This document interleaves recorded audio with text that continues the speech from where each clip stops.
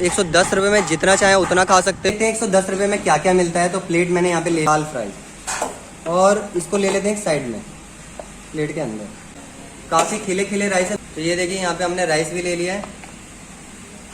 तो भाई आप यहाँ पे देखिए शाही पनीर, ये देखिए पनीर में कोई भी कंजूसी नहीं है, पनीर काफ़ी अच्छे से डाला हुआ है। तो भैया जितना चाहे उतना ले सकते हैं ना, ऐसा तो नहीं सब्जी में भी नाप के लेना पड़ेगा, ऐसा कुछ नहीं। अच्छा जितना खाएगा। आलू, तो भाई ये देखिए हरी मिर्च, आलू और काफ़ी सारी चीज़ें डाली हुई हैं। तो ये जीरा आलू है, ये देखिए साइड में मैंने जीरा आलू भी लिया। कितना गाढ़ा रहता है। और सबसे पहले रायता ले लेते हैं, क्योंकि बूंदी के बिना दोस्तों मज़ा नहीं आएगा। खीरा रखा हुआ है और एकदम फ्रेश खीरा है, सैलेड के तौर पे मैं इसे ले लेता हूँ। दोस्तों 110 रुपये में अनलिमिटेड, यानी कि 110 रुपये में जितना चाहे उतना खा सकते हो आप।